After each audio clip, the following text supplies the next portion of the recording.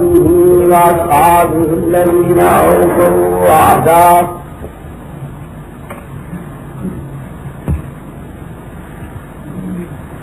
الذين هم مفاتيح الرحمة ومصابيح الهدى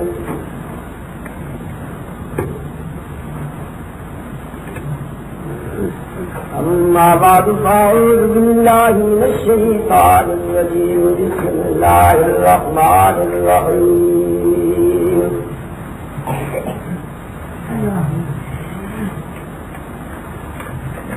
وإذ أخذ الله ميثاق النبيين لما آتيتكم من كتاب وحكمة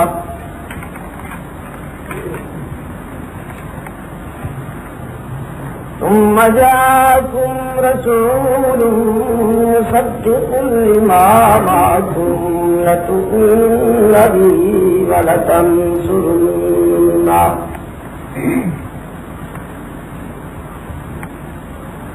قال أقررتم وأخذتم على ذلكم إصري قالوا أقررنا قال فاشهدوا وأنا معكم من الشاهدين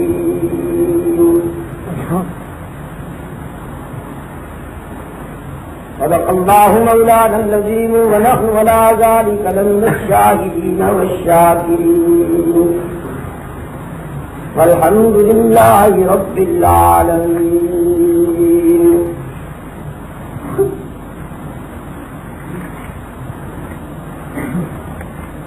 محترم بزرگوں اور عزیز دوستوں،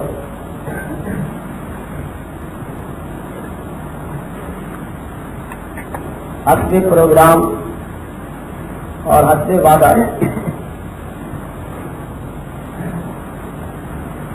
مجھے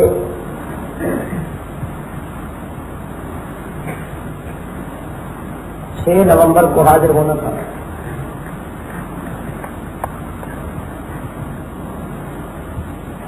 صاحب نہج البلاغت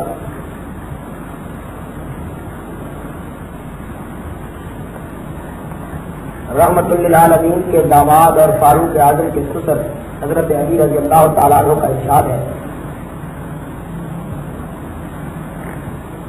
میں نے اپنے ارادوں کی ناکامی پر اپنے خدا کو پہچانا. جو میں چاہتا ہوں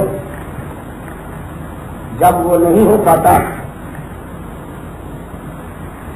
تو میرا یہ یقین اور پختہ ہو جاتا ہے کہ کوئی ایسی ذات ہے جس کی تقدیر ہماری تقدیر پہ غالب ہی ہوتی ہے. میاں والی سے میں نے چل کر آپ حضرات کے یہاں حاضر ہونا تھا، مگر سفر کی مشکلات اور تیز تزمینی میں الجھ کر جس گاڑی سے میں نے یہاں پہنچنا تھا وہ نہ پکڑ سکا.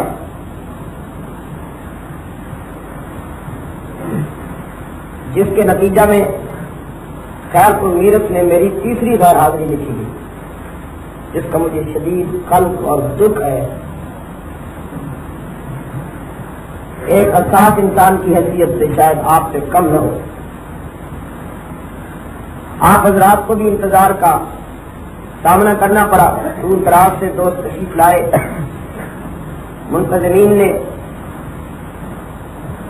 پوری لگن اور ذمہ داری کے ساتھ انتظام کیا. بالخصوص میرا عزیز بھائی محمد خان عزیز، مجھے افسوس ہے کہ آج وہ میری اس معذرت خواہانہ حاضری میں تشریف فرما نہیں ہے. اللہ کے گھر میں بیٹھ کر میں آپ حضرات سے معذرت چاہتا ہوں اور درخواست کرتا ہوں کہ خدا آپ کو معاف کر دیں. خدا جانتا ہے کہ میری غیر حاضری میری گویا نقصانی کوتاہی کی وجہ سے نہیں تھی، بلکہ محض اللہ کی تقدیر کی وجہ سے تھی. اور بحیثیت مسلمان کے ہم سب کا ایمان ہے کہ انسان کی تدبیریں اس کی تقدیر کے آگے خس و خاشاک سے زیادہ اہمیت نہیں ہے. چنانچہ آج میں صرف اس لیے حاضر ہوا ہوں کہ بالمشافہ آپ حضرات سے اپنی معذرت عرض کر سکوں. میں چاہتا تھا کہ بیان اور خطاب کے بغیر حاضر ہو کر چلا جاؤں گا، لیکن احباب نے پھر اعلان کر دیا کہ تقریب کچھ تو باہر ملاقات چاہیے، اور یہ مجھے سزا بھی مل گئی کہ جلسے جو ہوتے ہیں وہ کسی وسیع جگہ پر ہوتے ہیں، اور یہ مسجد ہے چھوٹی سی، ایک انار 100 بیمار کے مقدار. اب آپ اور ہم جب جمع ہو گئے ہیں تو کچھ باتیں تو ہوں گی. قرآن پاک کی جو آیات ابھی میں نے آپ حضرات کے سامنے تلاوت کی ہیں، ان میں خالق کے کائنات نے وہ وعدہ، عہد اور اقرار یاد دلایا ہے جو رب العزت نے عالم آب و گل کی تخلیق سے پہلے عالم ارواح میں اپنے انبیاء کی مقدس روحوں سے لیا تھا. قرآن پاک نے اطلاع دی ہے کہ اس جہان دنیا کی تخلیق سے پہلے عالم ارواح میں خدا نے 2 وعدے لے لیے تھے اپنے بندوں کی روحوں سے، اور یہ 2 وعدے لینے کے لیے خدا نے 2 مرتبہ انسانی روحوں کا اجتماع منعقد فرمایا.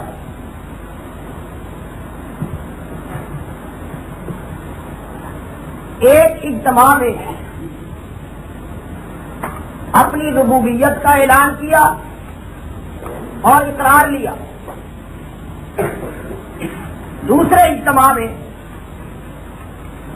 آمنہ کے لال کی نبوت اور رسالت کا اعلان فرمایا اور انبیاء علیہ السلام کی مقدس ارواح سے اقرار رسالت محمدیہ لیا.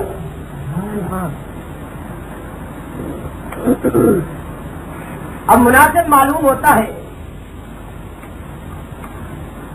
کہ میں ان دونوں وعدوں کی رودات بیان کر دوں.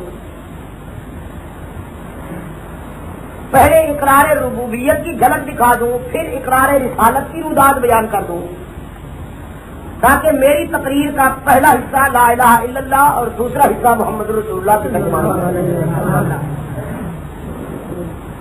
چنانچہ اقرار اول کی رودات اور کاروائی قرآن پاک کی زبانی سماعت فرمائیے. ارشاد باری تعالی ہے، فرمایا وَإِذْ أَخَذَ رَبُّكَ مِنْ بَنِي آدَمَ، جب تیرے پروردگار نے اولاد آدم کو جمع کیا، اس دنیا میں آنے والے تمام انسانی طبقوں کی روحوں کو اللہ نے اپنی قدرت کاملہ سے جمع کیا. دنیا میں آ کر ہونے والے کافروں کی روحوں کو بھی، مومنوں کی روحوں کو بھی، فرمانبرداروں کی روحوں کو بھی، باغیوں کی روحوں کو بھی، بلا امتیاز مذہب و ملت، بلا امتیاز رنگ و نسل، بلا امتیاز جغرافیائی حدود، جس کسی نے بھی اس دنیا میں آنا تھا خدا نے سب کی روحوں کو جمع کیا اور انسانی ارواح کے اس عظیم اجتماع سے خطاب کرتے ہوئے رب العزت نے فرمایا اے اولاد آدم، میں تمہیں انسانی شرافت کا تاج پہنا کر دنیا میں بھیجنے والا ہوں،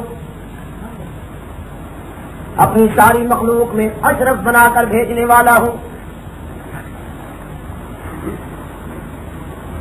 تمہیں انسانی عظمت سے نوازا جائے گا اور ساری کائنات کو تمہارے لیے مسخر کیا جائے گا. فرمایا میں تمہیں عقل و شعور اور فکر و خرد کی بلندیاں عطا کروں گا. زبان دوں گا اور زبان کو قوت گویائی عطا کروں گا. آنکھیں دوں گا اور آنکھوں کو قوت بینائی عطا کروں گا. ہاتھ دوں گا، ہاتھوں کو قوت لامسا ملے گی. پاؤں دوں گا، پاؤں کو قوت ماشی عطا کروں گا. دماغ دوں گا اور دماغ کو قوت حافظہ عطا کروں گا. اللہ اور یہ نعمتیں عطا کر کے تمہارے لیے عبرت اور شکر کے مناظر بھی تمہیں دکھا دوں گا. تمہیں زبان اور فصاحت و بلاغت کے ہیرے عطا کر کے کچھ گونگے بھی پیدا کر دوں گا تاکہ انہیں دیکھ کر تمہیں میری اس نعمت کی قدر معلوم ہو سکے. تمہیں بینائی دے کر کچھ اندھے بھی تمہاری سوسائٹی اور معاشرے میں پیدا کر دوں گا تاکہ انہیں دیکھ کر تم میری اس نعمت کا شکر ادا کر سکو. تمہیں ہاتھ پاؤں دے کر کچھ لولے لنگڑے بھی تمہیں دکھا دوں گا. تمہیں عقل و خرد کی رفعتیں عطا کر کے کچھ فاتر العقل اور پاگل بھی پیدا کر دوں گا تاکہ انہیں دیکھ کر تمہیں میری ان نعمتوں کا احساس ہو سکے. رب العزت نے فرمایا زمین کو تمہارے لیے بچھونا بناؤں گا اور وہ زمین جس میں فولاد بھی دفن کیا جائے تو وہ اسے مٹی میں بدل دیتی ہے. لیکن ابن آدم تیرے لیے وہی زمین اس قدر امین ثابت ہوگی کہ جب تم میری ذات پر بھروسہ کر کے اس زمین میں ایک دانہ دفن کرے گا تو وہ اسے مٹی میں بدلنے کے بجائے گلزار بنا دے گی اور تیرے ایک دانے کو کئی دانوں میں بدل کر تجھے واپس کر دینے پہ پابند ہوگی. آسمان کو تیرے لیے چھت بنا دوں گا اور پھر تیرے ذوق نظر کی تسکین کے لیے آسمان کی چھت پر ایسے کمک میں جلا دوں گا، ایسے بلب روشن کر دوں گا، ایسے چراغ جلا دوں گا جو قیامت تک فیوز نہیں ہو سکیں گے، جن کے بل بھرنے کے بھی تجھے تکلیف نہیں کرنی ہوگی، جنہیں جلانے کے لیے نہ بٹن آن کرنے کی ضرورت نہ آف کرنے کی. ستاروں کو تابانی دوں گا تیرے لیے، سورج کو درخشانی دوں گا تیرے لیے، چاند کا دامن حسین چاندنی سے بھر دوں گا تیرے لیے. رب کائنات نے فرمایا دریا متلاطم ہوں گے، سمندر ٹھاٹھے ماریں گے، گلشن مہکیں گے، انادل چہکیں گے، بجلیاں چمکیں گی، سبزے لہکیں گے تیرے لیے. رب کائنات نے فرمایا پھر جانور پیدا کروں گا، کچھ تجھے اپنا گوشت مہیا کریں گے، کچھ تجھے دودھ پلائیں گے اور وہ بھی پانی ملا ہوا نہیں، بالکل خالص. رب کائنات نے فرمایا وَإِنَّ لَكُمْ فِي الْأَنْعَامِ لَعِبْرَةً. دودھ کا گلاس پینے سے ایک لمحہ پہلے ذرا سوچ تو لیا کر کے کس نے بھیجا، کیسے بھیجا. تو دیکھتا نہیں کہ تیرے جانور کی رنگت سیاہ، اس کی رگوں میں دوڑنے والا خون، جانوروں کا خون ابھی سرخ ہے، انسانوں کا خون سفید ہو گیا، یہ اور بات. اس کی رگوں میں دوڑنے والا خون سرخ، اس کی گوبر بدبودار. لیکن اللہ کریم نے فرمایا میں نے تجھے پیش ہونے والے دودھ میں تیرے جانور کی سیاہی کو بھی شامل نہیں ہونے دیا، خون کی سرخی کو بھی شامل نہیں ہونے دیا، گوبر کی بدبو کو بھی شامل نہیں ہونے دیا. میں جانتا تھا میرا بندہ بڑے لطیف ذوق والا ہے، کہیں ان چیزوں کو دیکھ کر میری نعمت کو ریجیکٹ نہ کر دے، انکار نہ کر دے قبول کرنے سے. رب کائنات نے فرمایا ان تین منفی چیزوں میں سے لبنن نسقیکم مما فی بطونہ من بین فرث ودم لبنن خالصا سائغا للشاربین. اس ذائقہ، اس رنگ اور لطیف دودھ کی نہریں کس نے جاری کی؟ اللہ. دوسرے مقام پہ ارشاد فرمایا وَلَكُمْ فِيهَا جَمَالٌ حِينَ تُرِيحُونَ وحين تسرحون وتحملوا أثقالكم إلى بلد لم تكونوا بالغيه إلا بشق الأنفس إن ربكم لرؤوف رحيم والخيل والبغال والحمير لتركبوها وزينة ويخلق ما لا تعلمون. اللہ کریم نے فرمایا کچھ جانور تجھے اپنا گوشت مہیا کریں گے، کچھ تجھے دودھ پلائیں گے، کچھ تیرا بوجھ اٹھائیں گے، کچھ جانور تو اپنی زیب و زینت کے لیے پالنا پسند کرے گا، تجھے تیرے آنگن میں بدے ہوئے اچھے لگیں گے. اللہ کریم نے فرمایا میرا لطف و کرم تو دیکھ، میری شفقت و مہربانی کا اندازہ تو کر کہ میں انہیں بے زبان پیدا کروں گا تاکہ تیرے ظلم و زیادتی کے خلاف دنیا کی کسی عدالت میں استغاثہ ہی نہ کر سکے. رب کائنات نے فرمایا تو میرا بنے نہ بنے لیکن میری مخلوق تیری بغاوت بالکل نہیں کرے گی، وہ بہرحال تیری اطاعت پر پابند ہوں گے. اللہ کریم نے فرمایا یہ ساری نعمتیں میں عطا کروں گا، تیری جھولی تیرا دامن اپنے لطف و کرم سے بھر دوں گا، اور پھر دنیا میں بھیج کر بھی تجھے اکیلا نہیں چھوڑوں گا، لاوارث نہیں چھوڑوں گا، بلکہ قدم قدم پہ میری رحمت تیری پاسبان ہوگی، قدم قدم پر میرا لطف و کرم تیری نگرانی کرے گا. میں تیرے اتنا قریب ہوں گا کہ تیرے باپ کی تجھی شفقت بھی اتنی قریب نہیں ہوگی، تیری ماں کی ممتا بھی اتنی قریب نہیں ہوگی جتنی میری رحمت تیرے قریب ہوگی، تیرے احباب کی دوستی بھی تیرے اتنی زیادہ قریب نہیں ہوگی جتنا میرا لطف و کرم تیرے قریب ہوگا. اللہ کریم نے فرمایا اذا سألك عبادی عنی فإنی قریب، میرے محبوب میرے بندے آپ سے میرا پتہ پوچھتے ہیں کہ ہم نے خدا سے ملنا ہے کہاں ملے گا. اللہ کریم نے فرمایا ان سے کہہ دیجئے کہ میں تو تمہارے قریب رہتا ہوں. اللہ میاں کتنے قریب میرے اللہ. ہم دیکھتے ہیں کہ بڑے لوگوں کے ٹھکانے ذرا قریب کی آبادیوں سے دور ہوا کرتے ہیں، ان کے بنگلے ان کی کوٹھیاں ذرا دور ہوتی ہیں. رب کائنات تو ساری کائنات سے بڑا ہے، پتہ نہیں تیرا ٹھکانہ کتنا دور ہوگا. اللہ کریم نے فرمایا میں نے اپنے ٹھکانے اور اپنی رہائش کے لیے کوئی کوٹھی نہیں پسند کی، بنگلہ نہیں بنایا، محل پسند نہیں کیا. نحن اقرب الیہ من حبل الورید، میں نے تو اپنی رہائش کے لیے اپنے بندے کے دل کی گہرائیوں کو چن لیا. میں تو تیرے دل کی گہرائیوں میں بستا ہوں کہ دل کے آئینے میں ہے تصویر یار، جب ذرا گردن جھکائی دیکھ لی. اس لیے اللہ کریم نے فرمایا میں جب تیرے اتنے قریب ہوں تو اجیب دعوت الداعی اذا دعانی، میں سب کی پکار کو سنتا ہوں اور سب کی دستگیری کرتا ہوں، سب کی مشکل کشائی کرتا ہوں. لہذا مشکل کے وقت مجھے پکارو، جب ساری دنیا سے مایوس ہو جاؤ تو مجھے بھی پکار کے دیکھو. حبیب کبریا صلی اللہ علیہ وسلم نے فرمایا جب ساری دنیا سو جاتی ہے اس وقت اس کی طرف سے ایک پکارنے والا زمین دنیا پہ آ کر پکارتا ہے کہ حل من مستغفرین، ہے کوئی سلو کرنے والا، عرش والا راضی ہونے کے لیے تیار ہے.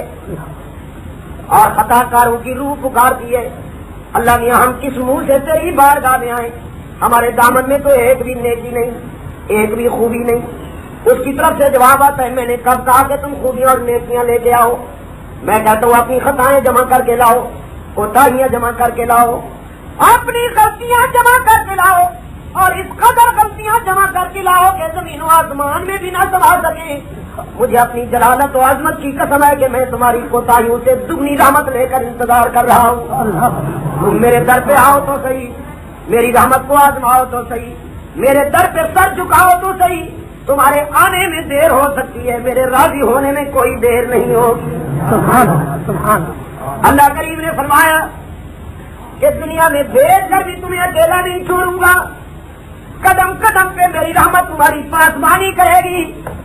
تو اے ابن آدم جب میں تجھے اس قدر نعمتوں سے نوازوں گا، لطف و کرم سے تیرا دامن بھر دوں گا، تو اب تو ذرا دنیا میں جانے سے پہلے یہاں بتا کر جا کے الست بربکم، جب دنیا میں جائے گا تو تیری زمین کس کے آگے جھکے گی؟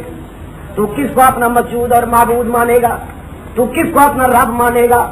قرآن پاک نے اطلاع دی کہ تمام انسانی روحوں نے بیک زبان جواب دیا قالوا بلا، اے ہمارے محسن اعظم، ہم وعدہ کرتے ہیں کہ دنیا میں جا کر تیرے سوا کسی کو اپنا رب نہیں مانیں گے، تجھے ہی اپنا رب مانیں گے۔ قرآن شاہ جی رحمۃ اللہ علیہ فرمایا کرتے تھے، سید داؤد شاہ صاحب بخاری مرحوم فرمایا کرتے تھے، اپنے خدا کی غیرت کا اندازہ تو کرو کہ دنیا میں بھیجنے سے پہلے رب منوا لیا، پہلے رب منوایا پھر دنیا میں بھیجا۔ قرآن پاک میں دو لفظ ہیں، کتنے؟ دو لفظ، دونوں ہم بدل، رب اور اب۔ رب کے معنی پروردگار، اب کے معنی باپ، اردو میں باپ، پنجابی پیو، فارسی میں پیدر، پشتو میں پلار، انگلش میں فادر، اور سندھی میں پی، اور عربی میں اب، رب اور اب۔ اب غور کیجئے، جب آپ غور فرمائیں گے تو ان دونوں کے مفہوم میں شراکت اور پارٹنرشپ برداشت نہیں ہوگی۔ رب میں عرش والے کو شریک برداشت نہیں، اب میں فرش والوں کو شریک برداشت نہیں۔ سبحان اللہ، سبحان اللہ۔ غلط تو نہیں کہہ رہا ہوں؟ نہیں، بالکل صحیح۔ اب میں شریک برداشت ہے، یہ بھی کوئی لمیٹڈ فرم ہے۔ اگر آپ مانا ہو تو کسی سے سوال کر کے پوچھ لیجئے،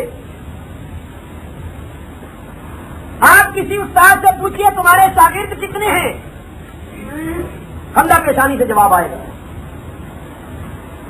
آپ کسی صاحب سے پوچھئے کہ تمہارے دوست کتنے ہیں، مسکرا کے جواب دے گا۔ آپ کسی باپ سے پوچھئے کہ تمہارے بیٹے کتنے ہیں، ہنس کے جواب دے گا۔ اور اگر آپ کسی بیٹے سے پوچھیں کہ تمہارے باپ کتنے ہیں، اب ایکسیڈنٹ کا خطرہ ہے کہ نہیں؟ اس کی آنکھیں ہو جائیں گی سرخ، چہرہ ہو جائے گا لال، اور وہ کہے گا یہ بھی کوئی سوال ہے کہ باپ کتنے ہیں؟ باپ تو ہمیشہ ایک ہی ہوتا ہے۔ قرآن پاک سے آپ پوچھیں کہ اللہ کے پیغمبر کتنے ہیں، جواب آئے گا۔ آپ پوچھیے رسول کتنے ہیں، جواب آئے گا۔ آپ پوچھیے اولیاء، اصفیاء، ابرار و اخیار، متقین و شہداء کتنے ہیں، جواب آئے گا۔ لیکن اگر آپ اس کتاب زندہ سے پوچھیں کہ انسانی جبین کی نیاز مندیوں کے لائے، ہر جگہ ہر وقت موجود اور ساری دھرتی کے مشکل کشا و حاجت روا اور سچے کے لائق رب کتنے ہیں، تو یہ کتاب زندہ پکار پکار کے جواب دے گی کہ تیرے باپ کے سوا دنیا میں اب بھی کوئی نہیں، اور اس اکیلے کے سوا رب بھی کوئی نہیں۔ نعرہ تکبیر! باپ بھی ہے اور سجدے کے لائق بھی ڈاکٹر میرے سوالوں، باپ بھی جن کا ایک باپ ہے وہ تو زور سے بولے۔ جزاکم اللہ، اب سنیں، جزاکم۔ باپ بھی اور سجدے کے لائق بھی، اور جن کا ماتھا کئی دروازوں پہ جھکتا ہے ان کے باپ کتنے ہوں گے؟ سنیے، میرے آقا، میرے نہیں آقا، ساری کائنات کے آقا صلی اللہ علیہ وسلم انسان کو سجدہ کروانے نہیں آئے، سجدے تو ہو رہے تھے، بے شمار ہو رہے تھے۔ میرے آقا کے انقلاب سے پہلے بھی سجدے ہو رہے تھے۔ کوئی اپنے مندر کے اندر ہے سادہ کہ جلوہ خدا کا اسی میں ہے پنہا، نہیں اس پہ الزام کچھ بھی، مگر ہاں سمجھدار یہ کہہ کے ہوتا ہے حیران کہ یہ بندے بتوں کو خدا مانتے ہیں تو خدا کو خدا جانے کیا جانتے ہیں۔ پرستش کہیں آگ کی ہو رہی ہے، پجاری سمجھتا ہے بس حق یہی ہے، اور میرے قلب میں آگ سی لگ رہی ہے کہ یہ یزداں پرستی ہے یا دل لگی ہے۔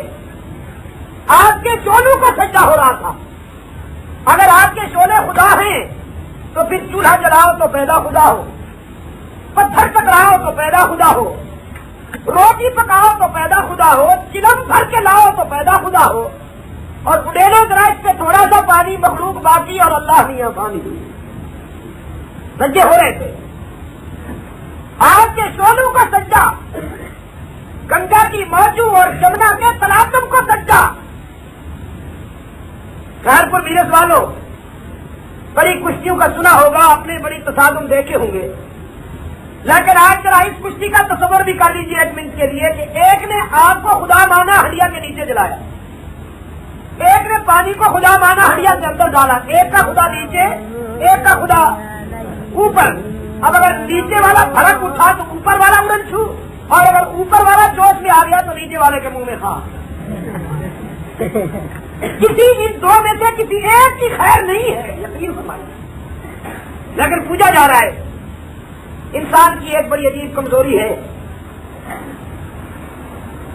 یہ اشرف المخلوق بھی ہے اور افضل خلائق بھی ہے۔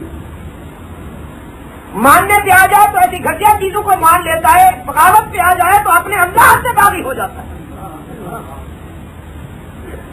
اور کوئی جو بھی ہے گرم لوہی دکھاتا، یہ سورج کو اپنا خدا ہے بتاتا، خدائی کو اس کی گلی میں ہلاتا۔ چلو ہم نے سورج کو اللہ مانا، چلو ہم بھی بن بیٹھے اس جیسے دانا، مگر یہ ضروری پڑے گا بتانا کہ خدائی ہے یا کھیل ہے مہربانہ۔ سورج خدا ہو گیا، ذرا ابر آئے تو اللہ غائب، اندھیرا جو چھائے تو اللہ غائب۔ سویڈن میں اور ناروے میں تو جاؤ، وہاں رات دن 6 مہینے کا پاؤ۔ جو سورج خدا ہے تو یہ پوچھاؤ کہ کہیں تو لگاتے ہو 6 ماہ ڈیرے، اور کہیں رات دن روز کے ہیرے تھے، مگر سچے ہو رہے تھے۔ اور دوسروں کی سن کر ہنسنے والوں اب اپنی بھی سنتے جاؤ، تم کیا کسی سے کم ہو؟ کہیں نخل برکت کی چھاؤں میں سجدہ، کہیں مرنے والے کے پاؤں میں سجدہ، اشاروں میں سجدہ، اداؤں میں سجدہ، مزاروں میں اور خانقاہوں میں سجدہ۔ مولانا حالی پوچھتے ہیں کہ کرے غیر گر بت کی پوجا تو کافر، جو ٹھہرائے بیٹا خدا کا تو کافر، کواکب نے مانے کرشمہ تو کافر، جھکے آگ پر بارے سجا تو کافر، مگر مومنوں پر کھلی ہے یہ راہیں، صدقے جاؤ مومنوں۔ پرستش کرے شوق سے جس کی چاہے، نبی کو جو چاہے خدا کا دکھائے، جو اس میں آ جائے تو نبی کو سینئر اور خدا کو جونیئر بنائے، ولیوں کا رتبہ نبی سے بڑھائیں، شہیدوں سے جا جا کے مانگے دعائیں، مزاروں پہ جا جا کے نظریں چڑھائیں، نہ توحید میں کچھ خلل اس سے آئے، نہ اسلام بگڑے نہ ایمان جائے۔ اور غیر کی آنکھوں کا تن کا تجھ کو آتا ہے نظر، تو دیکھ اپنی آنکھ کا غافل ذرا شہتیر بھی۔ سجدے ہو رہے تھے، بے شمار ہو رہے تھے۔ میرے آقا نے آ کر انسان کو سجدہ کرنا نہیں کہا، بلکہ محل سجدہ بتایا، مقام سجدہ بتایا کہ انسانی زمین کے لیے صرف یہی در ہے، اس کے سوا کوئی در نہیں۔ اور پیغمبر تجھ پہ قربان جاؤں، انسانی زمین کی آبرو کے تحفظ کے معاملے میں پیغمبر اتنا محتاط ہے کہ اپنے سامنے بھی نہ جھکنے دیا۔ صحابہ نے اجازت طلب کی کہ حضور عرب کے رئیس اور وڈیرے اپنے غلاموں، اپنے خادموں کو ادب تعظیماً اپنے سامنے جھکنے دیتے ہیں، اگر ادب و احترام کا یہی تقاضا ہے تو پھر ہمیں بھی اجازت دیجیے کہ ہم آپ کو سجدہ کیا کریں۔ کملی والے کا ارشاد سنیے، فرمایا لو كنت آمر احدا ان يسجد لاحد لامرت النساء ان يسجدن لازواجهن۔ اگر میرے پروگرام میں کوئی گنجائش ہوتی، اگر میری شریعت میں کوئی گنجائش ہوتی تو میں عورتوں کو حکم دیتا کہ وہ تعظیماً ادباً اپنے خاوند کو سجدہ کیا کریں، اور 14ویں صدی کے بابو کو حکم ہوتا کہ وہ اپنی بیگم صاحبہ کو صبح شام سجدہ کیا کریں۔ اور کیا وہ اسے سجدہ کرے گی، وہ اسے لپٹی دکھاتی ہے۔ اب مطالبہ کر رہی ہیں، کچھ آوازیں اٹھ رہی ہیں۔ ماضی میں ایک جلسہ ہوا تھا اپوا کا خالق دینہار کراچی میں، وہاں بڑی ایک پرجوش مقررہ نے کہا کہ اگر مرد کو 4 بیویاں رکھنے کا حق ہے تو عورت کو 4.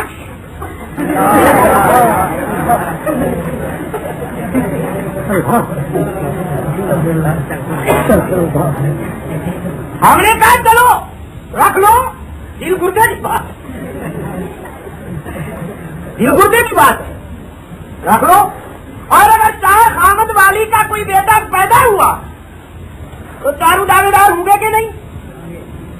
پہلے تو ہے نا فلاں بندے فلاں, پھر خط لکھے گا فلاں بندے صاحب. خیر پردہ اٹھنے کی منتظر ہے نگاہ. بابو ہم تو دیکھ رہے ہیں, ہم تو دیکھ رہے ہیں کہ تمہارا سفینہ کس کنارے لگتا ہے یا بیچ خبر ڈوبتا. ہمیں دقیانوسی کہہ لیجیے یا قدامت پرست, جو جیتا ہے کہہ لیجیے.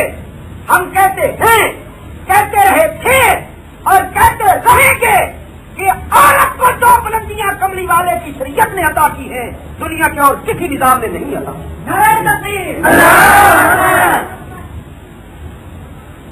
عورت کو دفن کیا جا رہا تھا. محمد کے انقلاب نے عورت کو یہ مقام دیا کہ بیٹی سامنے آئی تو نبوت اس کے احترام میں کھڑی ہو. عورت جب بیٹی ہے اس کے سر پہ عصمت کا تاج رکھا. عورت جب بہن ہے تو اس کے دامن میں عصمت کے موتی رکھے. عورت جب بیوی ہے تو اس کے آنگن میں اس کے سر پہ وفا کا تاج رکھا. عورت جب ماں بنتی ہے تو اس کے قدموں میں جنت ہوتی ہے.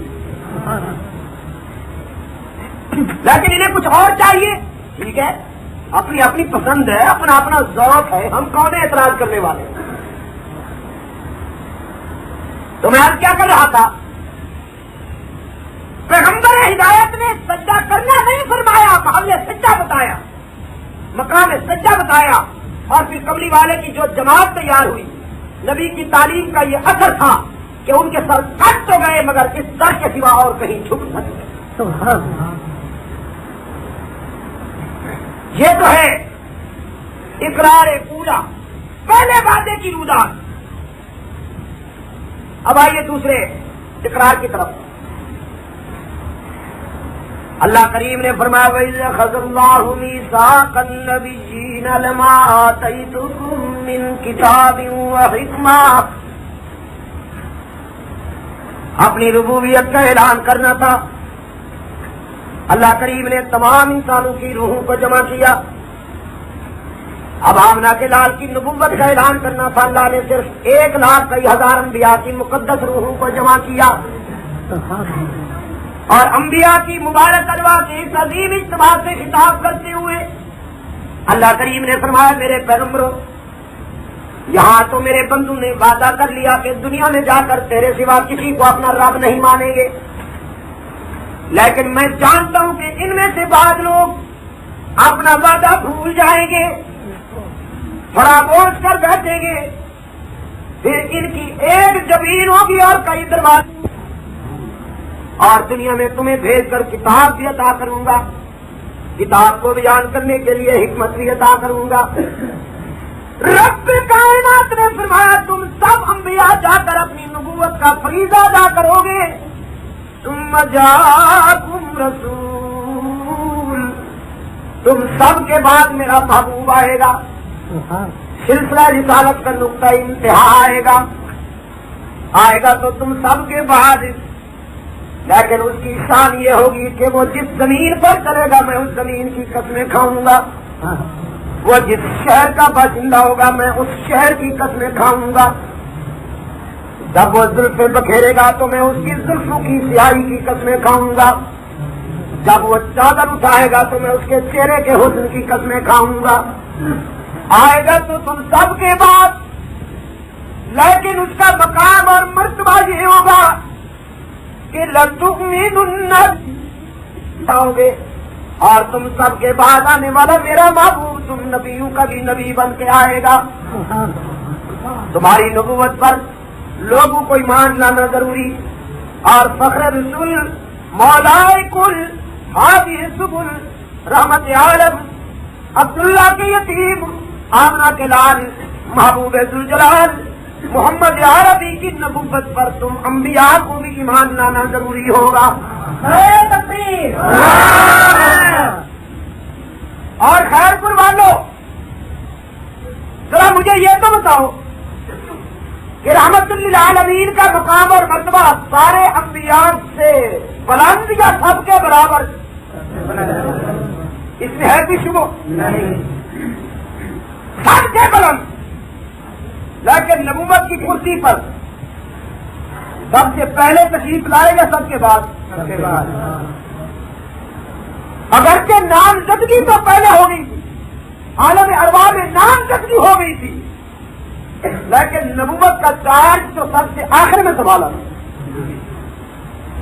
سب سے آخر نبوت کا چارج سنبھالا. شان بڑھ گئی یا خاتم بدہن گھٹ گئی؟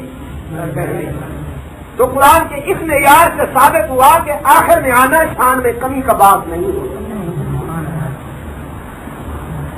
آخر میں آنا شان میں کمی کا بات نہیں ہوتا. تو پھر اس نامراد ملنگ کو کون سمجھائے؟ یہ جو کہیں گے لیڈر پہلا نمبر، پوچھو کیوں جیت پیا؟ بات جو علی کیا سونا آخری خلیفہ بن گئے کہ میں کیا محمد عربی کیا سونا آخری نبی بنیے؟ اگر علی سے پہلے خلافت برداشت نہیں تو محمد سے پہلے نبوت کیوں برداشت ہو؟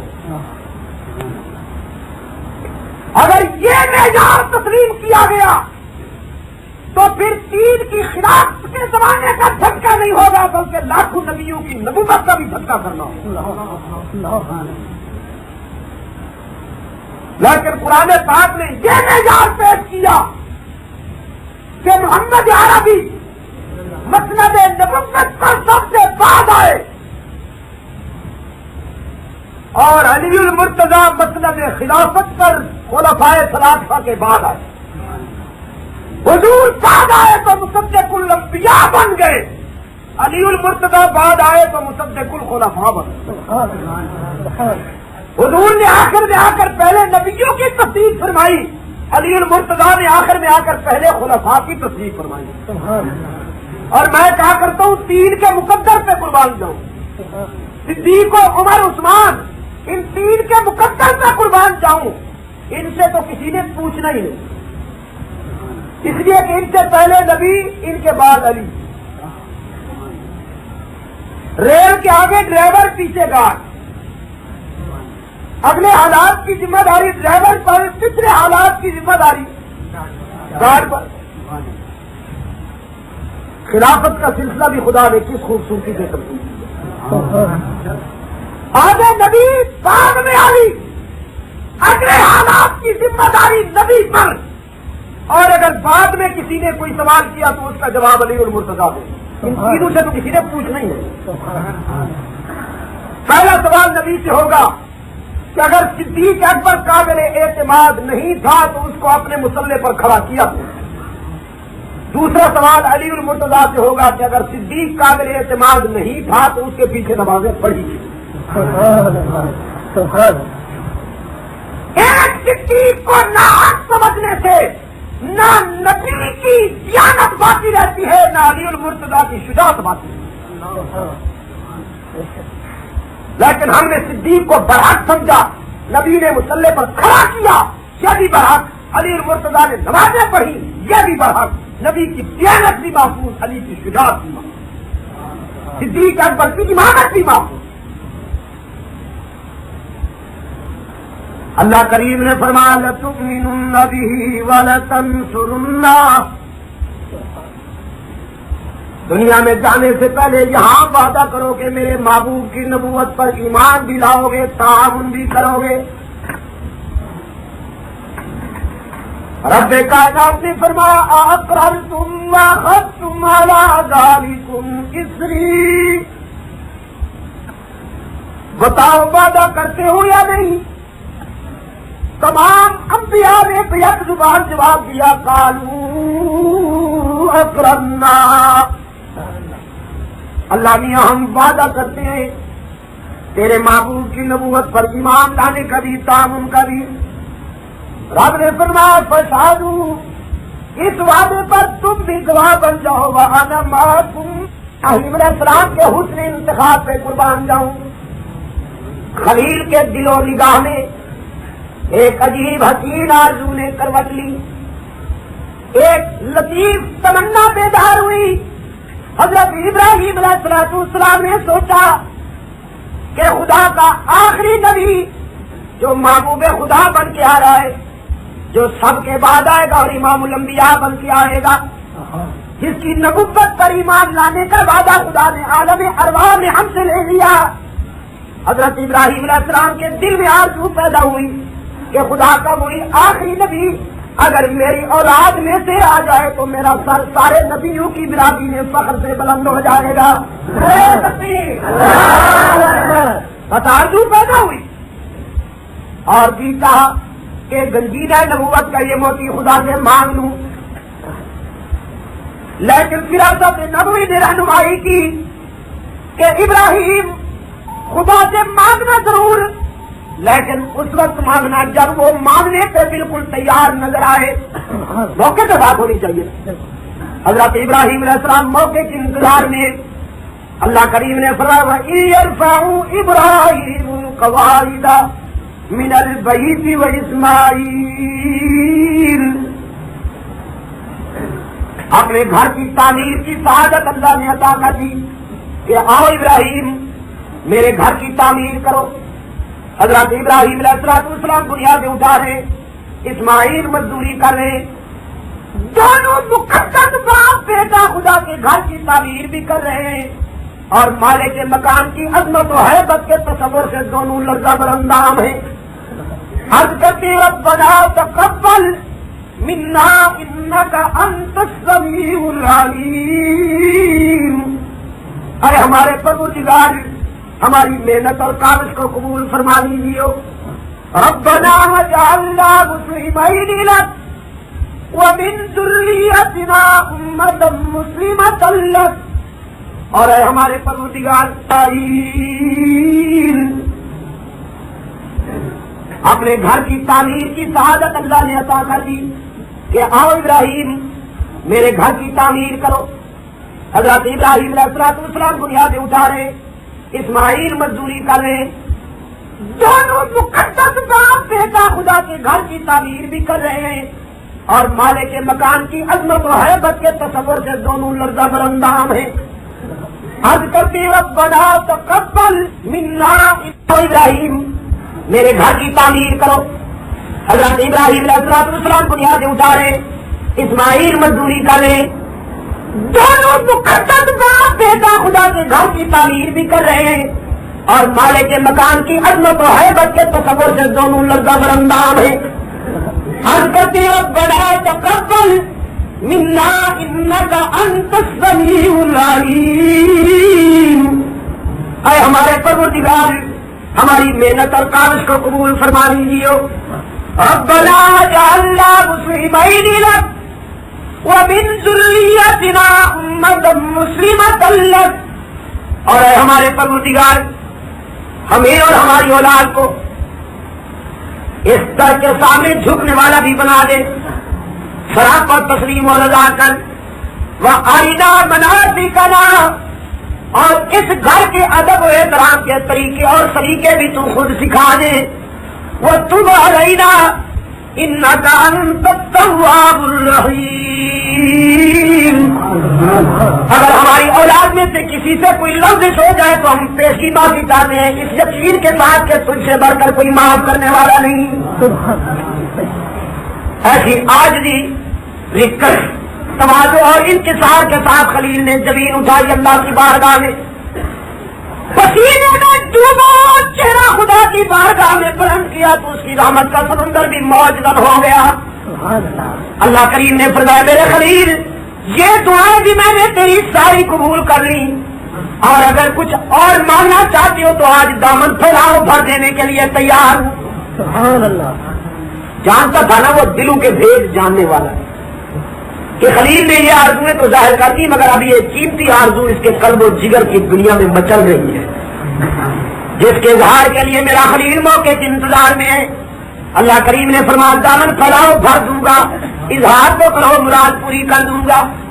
خلیل بھی سمجھ گئے کہ موقع ذلیل ہے, اسی پر اپنے دامن کو پھیلانا چاہیے. خلیل نے دامن پھیلا لیا اور روح کونین منتظر ہو گئی کہ خلیل ماننے پر آمادہ ہے, جلیل دینے سے تلا ہوا ہے. ذرا دیکھیں نا خلیل مانتا کیا ہے, رب دیتا کیا ہے. خلیل نے عرض کیا ربنا وابعث فیہم رسولا, میرے معبود جس گھر کی میں نے بنیادیں اٹھائی, جسے حسن نیت کے ساتھ تعمیر کیا, اگر میری مراد پوری کرنا چاہتا ہے تو پھر اسے آباد کرنے والا بھی محمد میری اولاد میں سے بھیج, کہ میں تیرے گھر کی تعمیر کر رہا ہوں, میرا لاڈ لا کر اسے آباد کرے گا. اور آباد کس چیز سے کرے گا؟ یتلو علیہم آیاتک, واہ واہ, جھنڈیاں لگا کر آباد نہیں ہوتے. خدا کے گھر گھنگرو بجانے سے آباد نہیں ہوتے. اللہ کے گھر کنگن کھٹکھٹانے سے آباد نہیں ہوتے. خدا کے گھر آباد ہوتے یتلو علیہم آیاتک, تیری آیات کی تلاوت کرے گا. وَيُعَلِّمُهُمُ الْكِتَابَ وَالْحِكْمَةَ, اور تیرے بندوں کو کتاب و حکمت کی تعلیم دے گا. وَيُزَكِّيهِمْ, اور انہیں پاک کرے گا. میرے اللہ بس یہ میری آرزو ہے, اگر قبول تب عز و شرف. اللہ کریم نے فرمایا خلیل یہ دعا تو نے ایسے موقع پر مانگی کہ میں یہ دعا بھی تیری قبول کرتا ہوں, اور میرا فیصلہ ہے کہ محمد تیری اولاد میں سے ہی آئے گا صلی اللہ علیہ وسلم. الف مرت بعدد کل ذرۃ,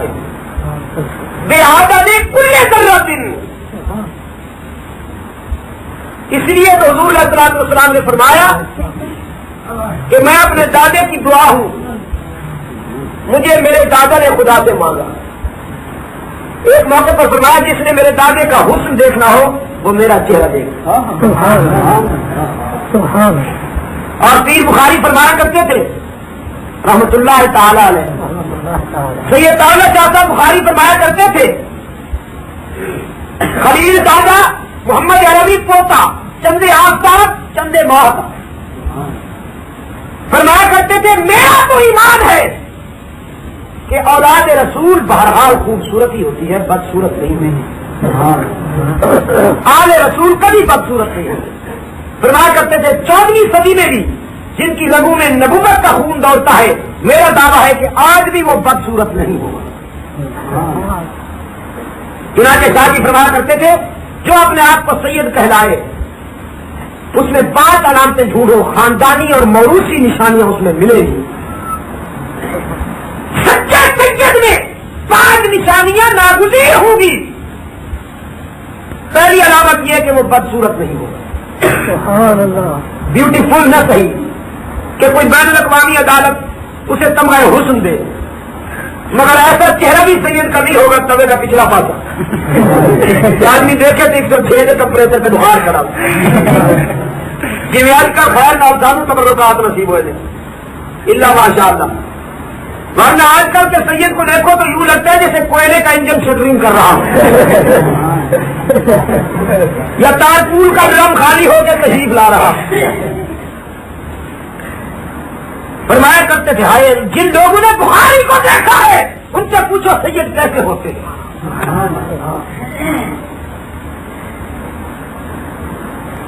وہ جو ظلمات میں جگمگاتا رہا بخاری دلوں کو جلاتا رہا, کئی بار کے اس کے دم خم سے تھے رسالت کے پرچم اڑاتا رہا.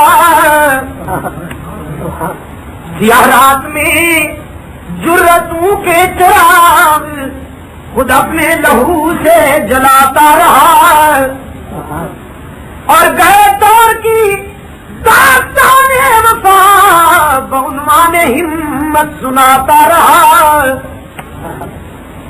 کسی در پہ جھکنے کا عادی نہ تھا حضور خدا سر جھکاتا رہا.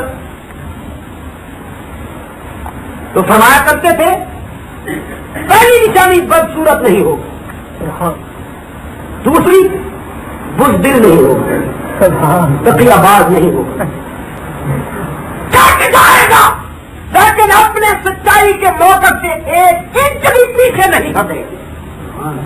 یہ سید کی جبلت میں ہے، فطرت میں ہے. تیسری نشانی بتاتے تھے ظالم نہیں ہوگا، نہ کسی کا مال لوٹے گا، نہ کسی کی آبرو کی طرف نظر اٹھا کے دیکھے. چوتھی نشانی شادی فرمایا کرتے تھے سید کبھی بخیل نہیں ہوگا. پانچویں اور اہم نشانی بتایا کرتے تھے کہ سید کبھی تارک قرآن نہیں ہوگا. قرآن سید کے ساتھ اور سید قرآن کے ساتھ سجے. فرماتے تھے جس میں یہ 5 علامتیں مل جائیں اسے نبی کی اولاد سمجھنا، آل رسول. اور جس میں یہ نشانیاں نہ ملیں وہ پھر بھی سید کہلائے تو تم سمجھ لینا کہ یا اس کی زمین کمزور ہے یا بیج مشہور.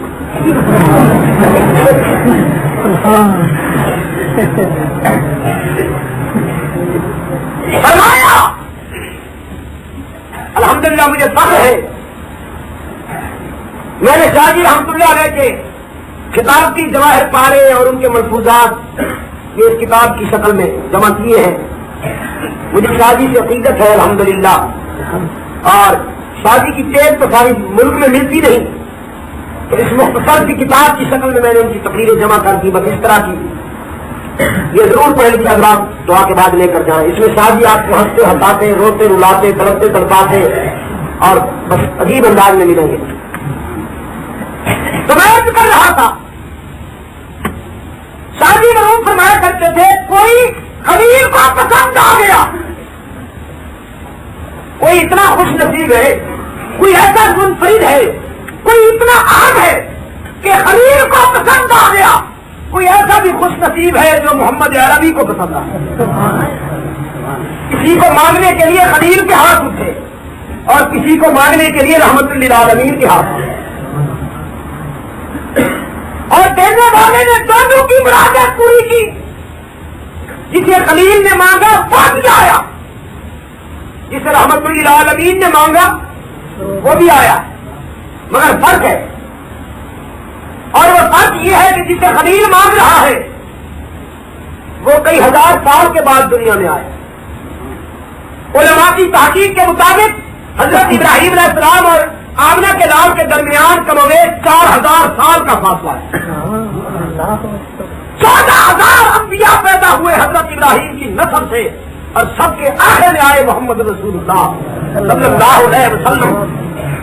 گویا جسے خلیل نے مانگا وہ کئی ہزار سال بعد آیا، اور جسے رحمت للعالمین نے مانگا صبح کے سویرے ہاتھ بلند کیے، شام نہ ہونے پائی کہ فاروق اعظم روتا ہوا محمد کے آستانے پہ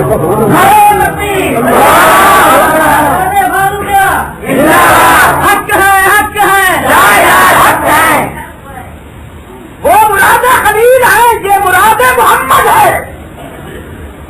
اور صدقے جاؤں جسے خلیل نے مانگا وہ گنجین ہے نبوت کا عظیم ہیرا، اور جسے محمد نے مانگا وہ حلقہ صحابہ کا عظیم موتی.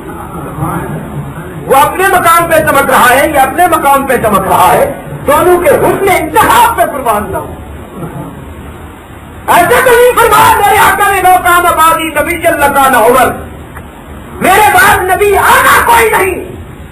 اگر خدا نے میرے بعد کسی کو نبی بنانا ہوتا تو میرا عمر، میرا یہ شاگرد، میرا یہ تلمیذ اس قابل تھا کہ اسے نبوت کی کرسی پیش کی جاتی اور اس کے سر پہ رسالت کا تاج رکھا جاتا. میرے آقا نے فرمایا کہ فاروق اعظم اور شیطان کبھی ایک راستے پہ نہیں چلے. جہاں فاروق اعظم چلے گا شیطان کی ماں مر جائے گی، اس کا منہ کالا ہوتا ہے. نبی کا فرمان سچا ہے کہ بالکل سچا ہے. اور تاریخ میں عظمت فاروقی کے یہ 3 سلوگن اگر ہو سکتا لگتا ہے تو سنیوں ہر گھر میں اپنی بیٹھک میں یہ 3 جملے لکھ کر رکھا. مگر اب سنی رہے بھی ہوں تو لکھے. اب تو ہو گئے سن ترقی کی ہے نا. پہلے سنی ہوتے تھے اب سن ہو گئے. اگر سنی زندہ ہوتے تو فاروق اعظم کا پتلا بنایا جاتا اس ملک میں اور اس کے گلے میں جوتوں کا ہار ڈالا جاتا اور پھر اسے آگ لگا دی جاتی. ابھی یہ پچھلے محرم میں راوت سندھی کا ایک محلہ ہے چوہدار, وہاں پر بعض بدبختوں نے حضرت فاروق اعظم کا پتلا بنایا, جوتوں کا ہار ڈالا, شام کو آگ لگا. ہمارے ذاکر میں ہے بعض علاقوں میں کتوں پر عائشہ صدیقہ کا نام لکھا جا رہا ہے. تو یہ سنی زندہ کھانے پینے کے گورکھ ٹھنڈا نے پتہ نہیں تمہیں کیا سے کیا کر. صدیقہ رضی اللہ تعالی عنہا عظمت کا یہ حال ہے, عظمت کا یہ حال ہے کہ نبی کا بستر نہیں. عائشہ کی عظمت کا یہ حال ہے کہ پوری نسوانی دنیا میں صرف عائشہ صدیقہ ہی کی یہ خوش نصیبی ہے کہ جب آپ پیدا ہوتی ہیں تو اپنی نگاہوں کے سامنے محمد عربی کے جمال جہاں آرا کے سوا کچھ نہیں ہے. عائشہ صدیقہ کے بلوغ کی پہلی نظر میں رحمت للعالمین کا چہرہ انور کا دیدار ہے. خوش نصیبی کا یہ عالم ہے کہ جبرائیل امین کو اپنی آنکھوں سے دیکھا. عظمت کا یہ عالم ہے کہ اللہ کے سلام آئے. جبرائیل امین نے کئی مرتبہ آ کر پیغمبر ہدایت سے کہا کہ نبی برحق اپنی عائشہ سے کہہ دو کہ خدا سلام کرے. خوش نصیبی کا یہ عالم ہے کہ عائشہ کے بستر پر خدا کا قرآن اترا. خوش نصیبی کا یہ عالم ہے کہ عائشہ کا حجرہ محمد کا روزہ بند ہے. خوش نصیبی کا یہ عالم ہے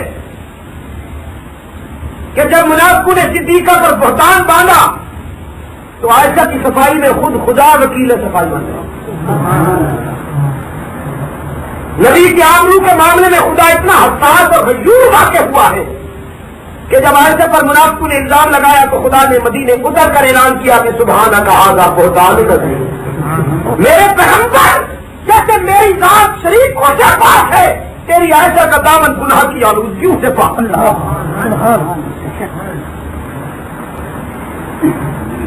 تو مجھے کہنے دیجیے, مجھے اجازت دیجیے کہ میں بارگاہ صدیقہ میں اپنی عقیدت کا نذرانہ پیش کروں کہ تیری پاکیزگی پر نطق فطرت نے شہادت دی. سبحان اللہ. جناب عائشہ اور صدیق اکبر کی بلند مرتبے کی تیری پاکیزگی پر نطق فطرت نے شہادت دی. تجھے عظمت عطا کی عافیت بخشی فضیلت دی. سبحان اللہ. اور خدا لم جزل کا بارہ تجھ پر سلام آیا. مبارک ہے وہ لب جن پر ادب سے تیرا نام آیا. مبارک ہے وہ لب جن پر ادب سے تیرا نام آیا.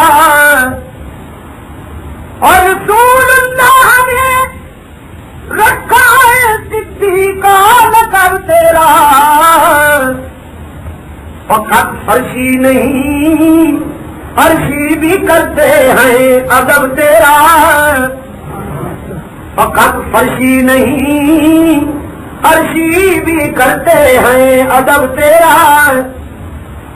اور شرف تیرے دوپٹے نے یہ جنگ بدر میں پایا.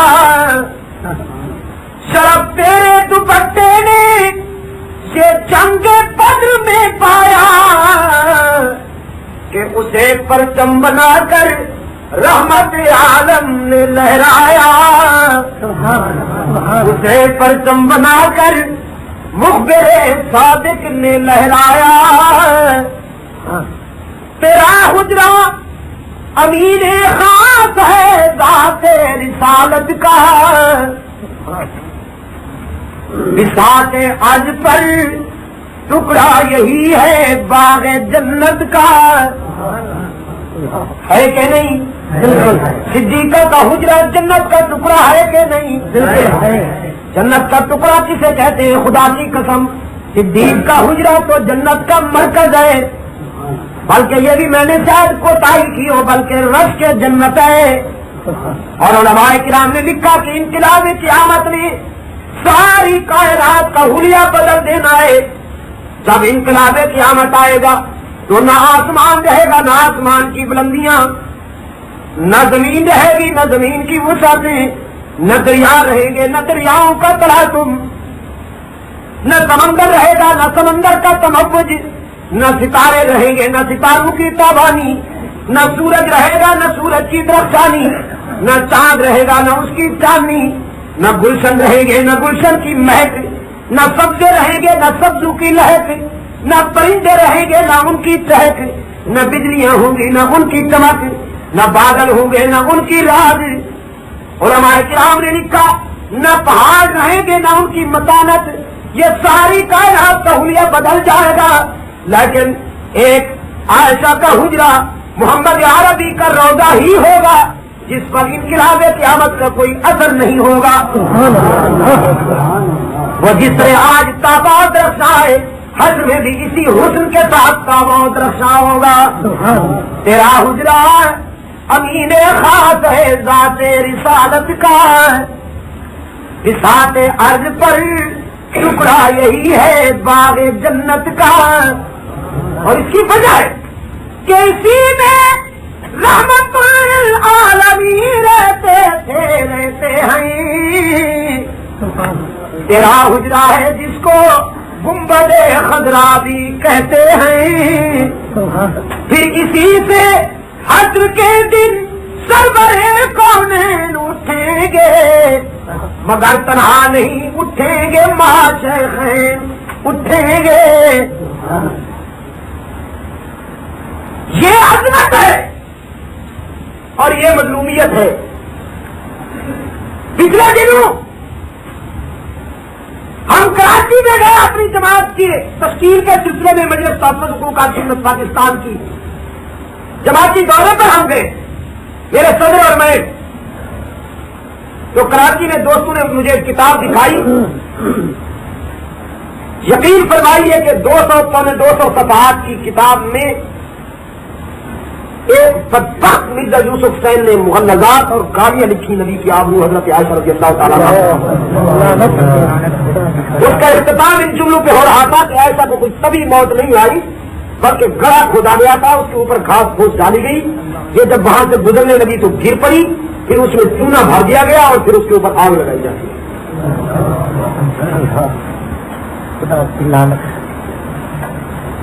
یہ ہے تحریری اور تقریر کا وہ عالم ہے کہ میری زبان کو طاقت نہیں میں نقل کر سکوں، جو آج صحابہ اور ازواج مطہرات کے بارے میں لب و لہجہ استعمال کیا جاتا ہے۔ پچھلے دنوں پنڈی بھٹیاں، پنڈی کھیت ایک جگہ ہے ضلع کیمل پور میں، وہاں پر ایک افسر کے گھر سے کتا نکلا جس کے گلے میں صحابہ کے نام کا ہار پڑا اور اس کے ماتھے پر چٹ لگی ہوئی تھی کہ یہ معاویہ ہے۔ وہاں ہم نے احتجاجی جلسہ کرنا چاہا تو اس دن سے لے کر آج تک تقریباً 1.5 سال ہو رہا ہے وہاں پر میرے داخلے پر پابندی لگائی جاتی ہے۔ ایک پابندی ختم ہوتی ہے دوسری آ جاتی ہے رجسٹری ہوگا، وہ ختم ہوتی ہے تیسری آ جاتی ہے رجسٹری ہوگا، وہ ختم ہوتی ہے چوتھی آ جاتی ہے رجسٹری ہوگا۔ میں آپ سے یہ نہیں کہہ رہا کہ آپ بدمنی کریں، خدا نخواستہ نہیں، یہ ہمارا مشن ہے، یہ وطن ہمارا ہے اور اس کے امن و امان کو ہم اپنی جان سے بھی زیادہ عزیز رکھتے ہیں۔ میں تو صرف اتنا کہہ رہا ہوں کہ اگر کسی طرف سے صحابہ اور ازواج مطہرات کے خلاف گندی زبان استعمال کی جاتی ہے تو آپ بھی گلی کوچا میں ان مقدس ہستیوں کے مناقب اور فضائل بیان کریں۔ اگر ہو سکے تو اپنے گھر اور اپنے بیٹھک میں یہ 3 جملے لٹکاؤ کہ اکثر من اسلم دار العمر، جس نے گرج کر کلمہ پڑھا، جس نے پکار کر ایمان کا اعلان کیا، اور جس کے ایمان کے اعلان کی للکار پر دنیا کفر میں صف ماتم بچھ گئی، وہ عمر ہے۔ تاریخ پکار رہی ہے کہ اکبر من فتح الکعبۃ عمر، جس نے جرأت کے ساتھ اللہ کے گھر کا دروازہ کھولا وہ بھی عمر ہے۔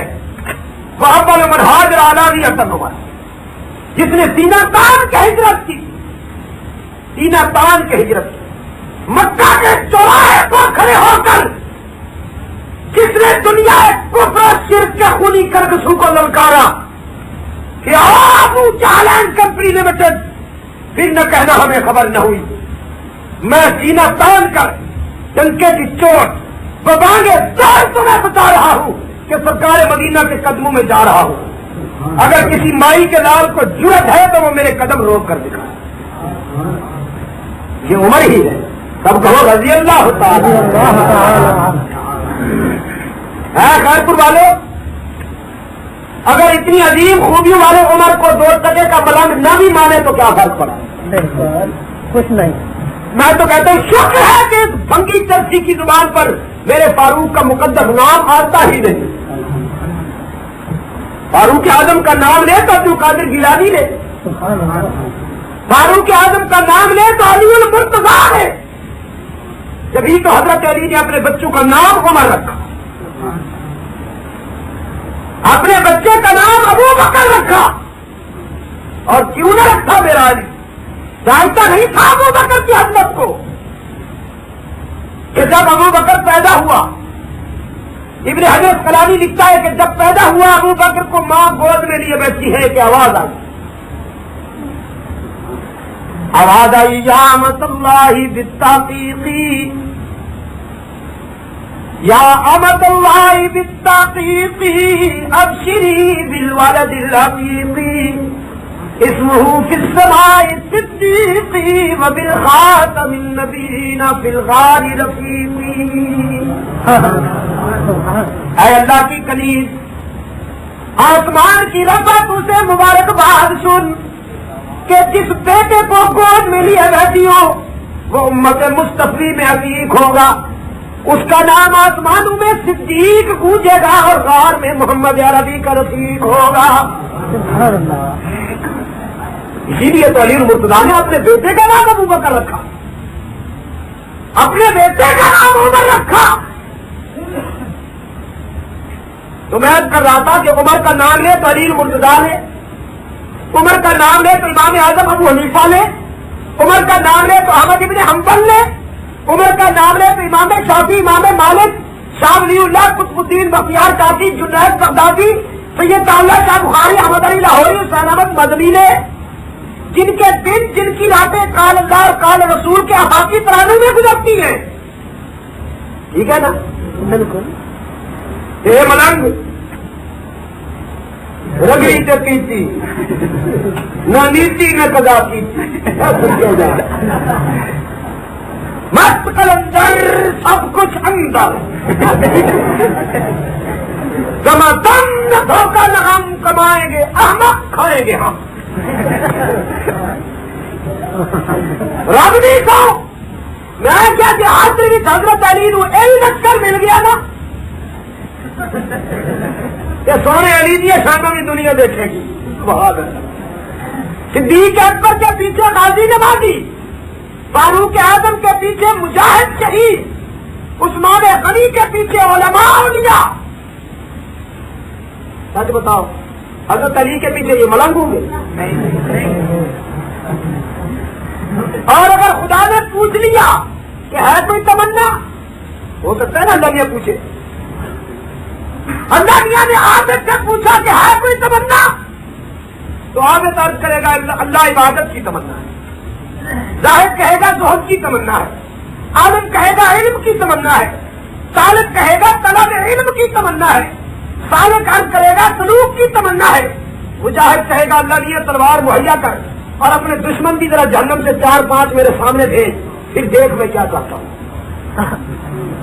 شہید عرض کرے گا شہادت کی تمنا ہے، قاری عرض کرے گا اللہ میاں دنیا میں درد دل سے تیرا قرآن پڑھتا تھا، تیرے بندے جھوم اٹھتے تھے، اگر تو چاہے تو یہاں بھی تجھے 2 آیتیں سنا دوں۔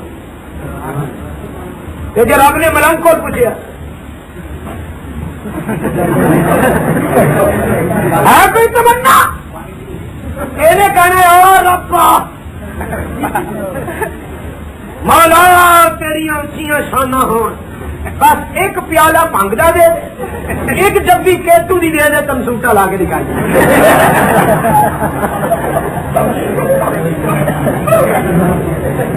یا پھر جی آخے تو تینوں ایک بند سنا دیا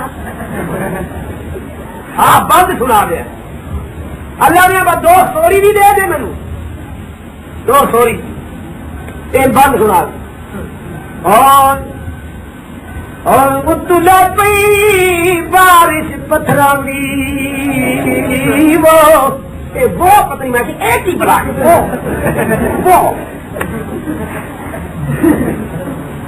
آپ ہنستے میں کہتا ہوں صحابہ کا دوست جس سینے میں آئے گا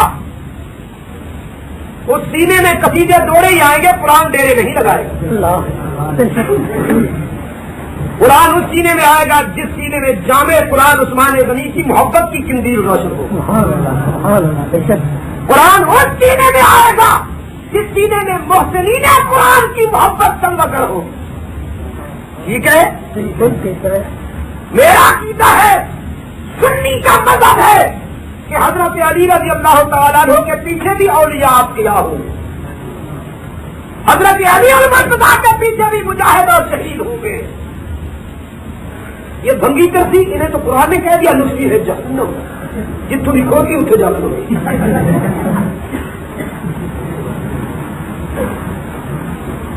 چھوڑو یار میں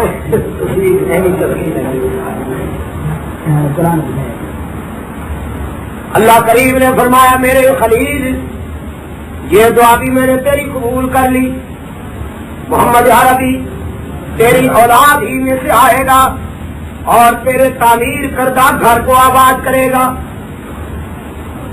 پھر رب کائنات نے نقشہ دکھایا اپنے خلیل کے بنائے ہوئے دارالعلوم کا محمد الرسول اللہ